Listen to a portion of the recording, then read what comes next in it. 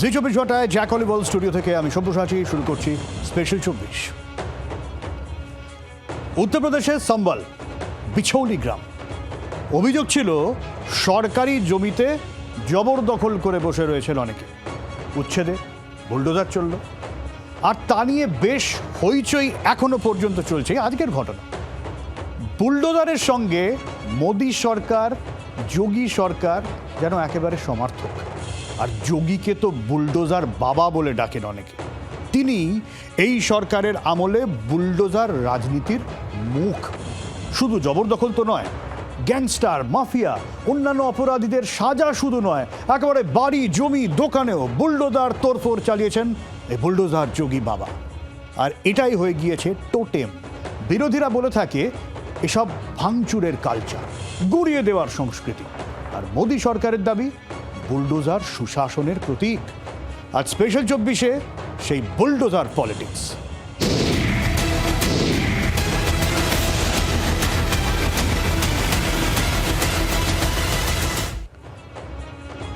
মোদী সরকারের আমলে যোগী আদিত্যনাথ নিঃসন্দেহে এই বুলডোজার জাস্টিসের হোতা, বুলডোজার বাবা। কিন্তু তার মানে এই বুলডোজার কালচার স্রেফ উত্তরপ্রদেশের মুখ্যমন্ত্রীরই আমদানি তা কিন্তু নয়। এই নিয়ে প্রথম হইচই শুরু হয়েছিল কবে জানেন? সেই এমার্জেন্সির সময়।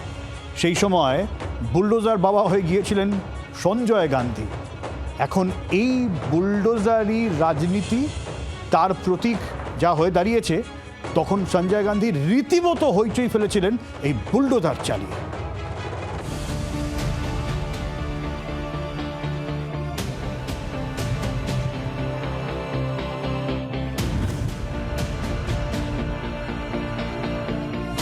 রাষ্ট্রের মেনস্ট্রিম ক্ষমতার বাইরে একটা সমান্তরাল সিস্টেম তৈরির অভিযোগ উঠেছিল সঞ্জয় গান্ধীর বিরুদ্ধে। ইন্দিরা গান্ধীর ছোট ছেলে, কোনো রাজনৈতিক পদ নেই, কিন্তু বকরমে তিনিই ছিলেন নম্বর 2। জনসংখ্যা নিয়ন্ত্রণে নজবন্দি কর্মসূচির মতো বিতর্কিত সিদ্ধান্তের পাশাপাশি বুলডোজার ছিল তার আর এক হাতিয়ার। দেশের সৌন্দর্যায়ন চেয়েছিলেন সঞ্জয়, তাই ভাঙো বস্তি, ভাঙো দখলদার, এই করতে গিয়েই দিল্লির তুর্কমান গেট গণহত্যা। 1976 সালের এপ্রিল মাস, দেশের জরুরি অবস্থা চলছে। প্রধানমন্ত্রী পদে ইন্দিরা গান্ধী বসে রইলেও অভিযোগ ছিল প্রশাসনের ভার অনেকাংশে চলে গিয়েছিল তাঁর ছেলে সঞ্জয় গান্ধীর হাতে। সে সময় দিল্লির তুর্কমান গেটে গিয়ে সঞ্জয় বলেছিলেন, তুর্কমান গেট থেকে জামা মসজিদ স্পষ্ট যেন দেখা যায়। 13 এপ্রিল 1976 সেখানে পৌঁছে যায় বুলডোজার। আগে ভাগে কিছু না জানিয়ে শুরু হয় ভাঙচুর। বেশ কিছুদিন ধরে চলে অভিযান, বাধা দেন বাসিন্দারা, কিন্তু পাল্টা ধার বাড়ে অভিযানের। গুলি চালায় পুলিশ আর সিআরপিএফ। সরকারি হিসেবে মৃতের সংখ্যা ছিল 6, আর বেসরকারি মতে 150-র বেশি। সব ছিল স্রেফ সৌন্দর্যায়নের জন্য।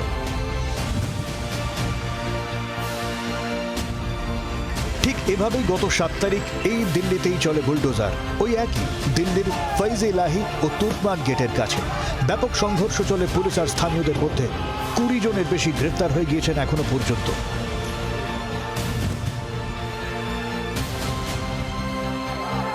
জরুরি অবস্থার সময় বুলডোজার চলেছে আকছার।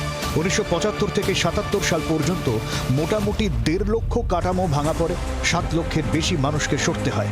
সঞ্জয় গান্ধীর আমলে শুধু তুর্কমান গেট নয়, 1975 অগস্টে জামা মসজিদ সংলগ্ন এলাকায় উচ্ছেদ হয়। 1975-76 দিল্লির অর্জুননগরে উচ্ছেদ, করলবাগ আন্ধেরিয়া মোড়ে উচ্ছেদ উল্লেখযোগ্য। এরকম হাজার হাজার বুলডোজার জাস্টিসের অভিযোগ রয়েছে সঞ্জয় গান্ধীর বিরুদ্ধে। তার যোগ্য সঙ্গত দিয়েছিলেন সে সময় দিল্লি ডেভেলপমেন্ট অথরিটির ভাইস চেয়ারম্যান জগমোহন মালহোত্রা। সেই জগমোহন মালহোত্রা অটল বিহারী বাজপেয়ী সরকারে কেন্দ্রীয় নগরোন্নয়ন মন্ত্রী হিসেবে ফের ক্ষমতায় আসেন। 2000 থেকে 2003 দিল্লিতে তার আমলেও বুলডোজার চলেছে আকছার। তাকে অনেকে বলতেন ডেমোলিশন ম্যান।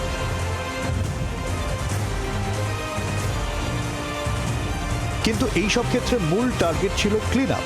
সঞ্জয় গান্ধীর আমলে সৌন্দর্যায়ন ছিল মূল ফ্যাক্টর। 1980 থেকে 2016 সাল পর্যন্ত বুলডোজারের কাজ ছিল জবরদখল উচ্ছেদ। 2017 সালে হিসেব পাল্টে যায়। মঞ্চে যোগী আদিত্যনাথের জোরদার আগমন। বুলডোজার হয়ে ওঠে শাস্তির অস্ত্র। বুলডোজার বাবার বুলডোজারকে অপরাধীদের জম হিসেবে প্রজেক্ট করানো হয়। সেই ট্র্যাডিশনই চলছে আজও, জমজমাট বুলডোজার পলিটিক্স। এদিন উত্তরপ্রদেশের সম্বলের বিচৌলি গ্রামে জবরদখল উচ্ছেদ চলে। রাস্তায় নামে বুলডোজার, এক ধাক্কায় 19 বিঘা জমির সাফাই।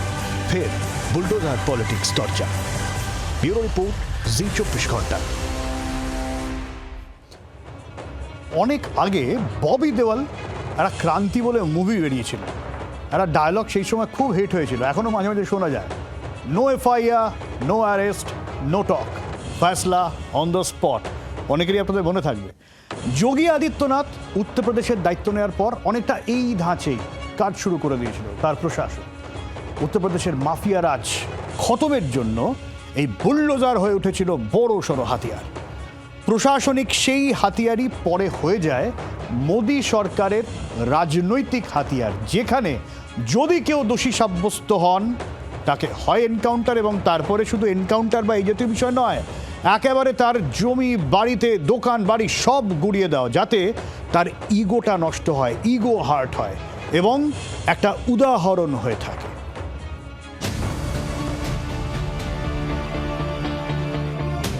2017 যোগী আদিত্যনাথ ক্ষমতায় আসার পর অ্যাকশন মোডে চলে যায় পুলিশ।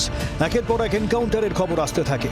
2020-তে গ্যাংস্টার বিকাশ দুবেকে ধরতে গিয়ে এনকাউন্টার চলে, নিহত হন 8 পুলিশ কর্মী। 24 ঘন্টার মধ্যে কানপুরে গ্যাংস্টার দুবের প্রাসাদোপম বাড়ি ভেঙে গুড়িয়ে দেওয়া হয় লাইভ। জোরদার হয় বুলডোজার অ্যাকশন।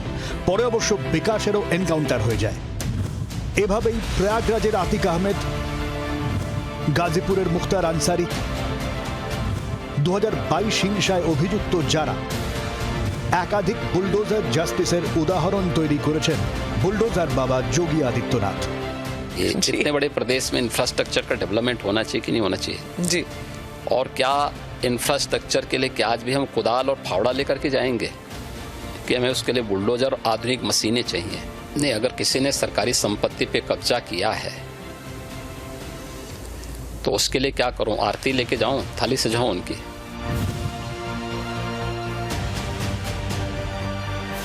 যোগীর বুলডোজার অ্যাকশন এতটাই জনপ্রিয় হয়ে ওঠে তা ছড়িয়ে পড়ে একাধিক বিজেপি শাসিত রাজ্যে। বুলডোজার বাবার পাশাপাশি বুলডোজার মামা বনে যান সেই সময় মধ্যপ্রদেশের মুখ্যমন্ত্রী শিবরাজ সিং চৌহান। 2022-এ খরগোনে হিংসায় অভিযুক্তদের বাড়িঘর ভেঙে হইচই ফেলেছিলেন মামাজি।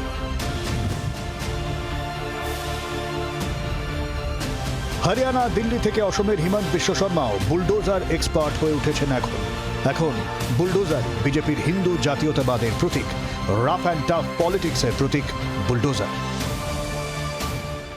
দেখুন, কেন্দ্রের মোদী সরকারই হোক কিংবা উত্তরপ্রদেশের যোগী সরকার, তারা সবসময় নিজেদের টাফ ভাবমূর্তিকে তুলে ধরতে চেয়েছে। নরেন্দ্র মোদীর এই 56 ইঞ্চি ছাতির কথা বলা কিংবা ঘরকে ঘুষকে মারুঙ্গা, এই সবই সরকারের ভাবমূর্তিকে কড়া বলে দেখানোর চেষ্টা।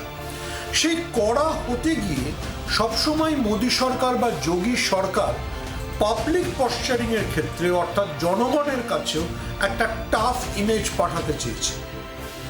তাই যোগী সরকার উত্তরপ্রদেশে, আগে মধ্যপ্রদেশে শিবরাজ সিং চৌহানের সরকার, এরা সবাই এই টাফ ইমেজটাকে ক্যারি আউট করবার জন্য বুলডোজার পলিটিক্সকে সামনে এনেছে।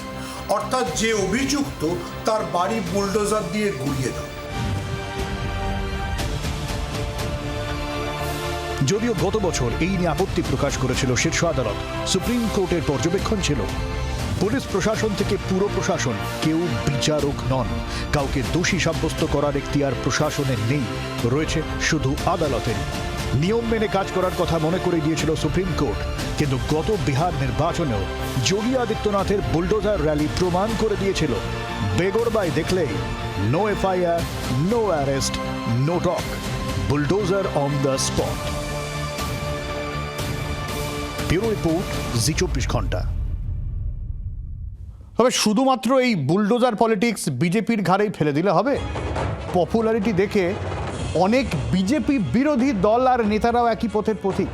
এ রাজ্যে এই 2024 তৃণমূলের হকার উচ্ছেদ অভিযান মনে আছে? তখনও কিন্তু তৃণমূলের বিরুদ্ধে এই বুলডোজার রাজনীতির অভিযোগ উঠেছিল। এ রাজ্যের বিরোধীরা তখন তুলেছিলেন, খুব হইচই হয়েছিল। সেই বুলডোজার পলিটিক্স শুধুমাত্র বিজেপি শাসিত রাজ্যে নয়, একাধিক কংগ্রেস শাসিত রাজ্যে, এমনকি পাঞ্জাব, তামিলনাড়ু একই রকম অভিযোগ তুলেছিল সেখানকার বিরোধীরা। হকার উচ্ছেদে একাধিক জায়গায় বুলডোজার। মুর্শিদাবাদের সরকারি জমিতে তৃণমূলের পার্টি অফিস, উত্তর 24 পরগনার ঘোলায় সিপিএম এর পার্টি অফিস। বছর দুয়েক আগে বিডেন স্ট্রিটে বিজেপি নেতার দোকানঘর বুলডোজার দিয়ে গুঁড়িয়ে দেওয়া হয়। এ বঙ্গে তৃণমূল কংগ্রেসের বিরুদ্ধেও একাধিকবার বুলডোজার রাজনীতির অভিযোগ তুলেছেন এখানকার বিরোধীরা। ঠিক যেমন বিজেপি শাসিত রাজ্যে বিজেপির বিরুদ্ধে একই অভিযোগ তোলে সেখানকার বিরোধীরা। 2024-এর শেষের দিকে হকার উচ্ছেদ অভিযানে বুলডোজার চালানোর অভিঘাত এতটাই ছিল যে গোটা বিষয়টাই পরে থমকে যায়। গত বছর 2025-এ কর্ণাটকের কংগ্রেস সরকার বুলডোজার জাস্টিসের পথে গিয়েছিল বলে অভিযোগ উঠেছিল। বুলডোজার রাজের অভিযোগ উঠেছিল সরকারের অন্দরেই। 2024-এর আগে অশোক গেহলট প্রশাসনের বিরুদ্ধেও একই অভিযোগ ওঠে। রিট পেপার ফাঁস অভিযোগে অভিযুক্তদের বাড়িতে চলেছিল বুলডোজার। 2024-এ সিমলায় অবৈধ ধর্মস্থানের একাংশে বুলডোজার চালায় সেই সময় কংগ্রেস সরকার। অতি সম্প্রতি কর্ণাটকের সিদ্ধারামাইয়া সরকারের বিরুদ্ধেও বুলডোজার দিয়ে বস্তি গুঁড়িয়ে দেওয়ার অভিযোগ উঠেছিল এবং সেই সময় কেরালার মুখ্যমন্ত্রী পিনারাই বিজয়ন স্বয়ং সিদ্ধারামাইয়ার সমালোচনা করেছিলেন। বলেছিলেন যে কংগ্রেসের সরকার কিভাবে এই উত্তর মধ্য ভারতের বুলডোজার রাজনীতি দক্ষিণের রাজনীতিতে নিয়ে এলো তা সত্যিই বিস্ময়কর। এমনকি কেরালার বামপন্থী মুখ্যমন্ত্রী কংগ্রেসের বিরুদ্ধে, সিদ্ধারামাইয়া সরকারের বিরুদ্ধে, সংখ্যালঘুদের বিরুদ্ধে নিশানা করার অভিযোগও এনেছিলেন। স্বভাবতই এ নিয়ে প্রচুর জলগোলা হয়েছিল। একই কাজ চালিয়ে যাচ্ছে পাঞ্জাবের আম আদমি পার্টিও। ড্রাগ পেডলারের বিরুদ্ধে লাগাতার বুলডোজার অভিযান চালিয়ে থাকেন পাঞ্জাবের আপ মুখ্যমন্ত্রী ভগবন্ত মান। তামিলনাড়ুর ডিএমকে সরকারও কিছু কম যায় না, যদিও খোলাখুলি কোনো বিরোধী রাজনৈতিক দলই বুলডোজার রাজনীতিকে সমর্থন করেনি। কিন্তু ইনস্ট্যান্ট জাস্টিসের ক্ষেত্রে অপরাধীদের ইগো ভেঙে চুরে তুবড়ে দিতে যোগীর অস্ত্র হাতিয়ার করতেও ছুতমার্ক আর থাকছে না। মোটের ওপর বুলডোজার রাজনীতির কথা সেখানেই আসে যেখানে একজন শাসক নির্বাচিত হন, তিনি বামপন্থী বা দক্ষিণপন্থী দুই হতে পারেন, কিন্তু যিনি আইন শৃঙ্খলার ওপর অনেকটা বেশি জোর দেন এবং সেটা করতে গেলে স্বাভাবিকভাবেই যেটা হয়, হয়তো সংবেদনশীলতার দিকে জোর কিছুটা কমে যায়। অর্থাৎ রাজনীতির যে দুটি ধারা আর কি, একদিকে একটি রাজনীতি যেখানে সংবেদনশীলতার থেকেও মূল লক্ষ্য হচ্ছে যে আইনগতভাবে যেগুলো ভাবা হচ্ছে সেগুলোই করা হবে এবং দেশনেতা, রাষ্ট্রনেতা বা রাজ্যের কোনো নেতা মনে করছেন সেই পথে আগামী দিনে সেই অঞ্চল বা সেই জাতি অনেক ভালোভাবে এগিয়ে যেতে পারবে। এই জায়গাটাকে অনেকটা বলা যেতে পারে যে একটা রাজনীতি, যে রাজনীতিতে সংবেদনশীলতার কথা ভাবা হবে না, উদারবাদের কথা ভাবা হবে না। ডানপন্থী রাজনীতির রমরমায় তাহলে কি বুলডোজার পলিটিক্সই জোরদার হবে আরও? ব্যুরো রিপোর্ট, জি 24 ঘন্টা। ইসরায়েলে ওয়েস্ট ব্যাংকে বুলডোজার, প্যালেস্তিনীয়দের আতঙ্কের নাম। গাজা, ওয়েস্ট ব্যাংকের একাধিক সেটেলমেন্ট বুলডোজারে গুঁড়িয়ে দিয়ে অভ্যস্ত করে নিয়েছে ইসরায়েল। সিরিয়ার বাশার আল আসাদ সরকারও 2012-13 সাল নাগাদ দামাস্কাসের হামায় বিরোধী আর বিদ্রোহীদের ঘর এভাবে এলোপাথারিভাবে গুঁড়িয়ে দিয়েছিল। 2023 ইথিওপিয়া 1,11,000-এর বেশি বাড়ি ভেঙেছিল প্রাইম মিনিস্টার আবিই আহমেদের প্রশাসন। ডেমোলিশন বা উচ্ছেদ একাধিক দেশেই রাজনৈতিক হাতিয়ার। এ দেশেও সেই রাজনীতি জাঁকিয়ে বসেছে ভালো রকম। হতে পারে অপরাধীরা ভয় পেতে শুরু করবে, কিন্তু অধিকাংশ ক্ষেত্রেই বিজেপি সরকারের বিরুদ্ধে অভিযোগ বুলডোজার ব্যবহার হচ্ছে সংখ্যালঘুদের বিরুদ্ধে। কিন্তু একটা বিষয় প্রায় বেশিরভাগ বিশেষজ্ঞরাই একমত, গরিব মানুষরাই মূলত পেশে এই বুলডোজারে। তাদের মাথার ওপর দিয়ে চলে বুলডোজার, আর ভোট ব্যাংক ভরতে থাকে রাজনৈতিক দলগুলো।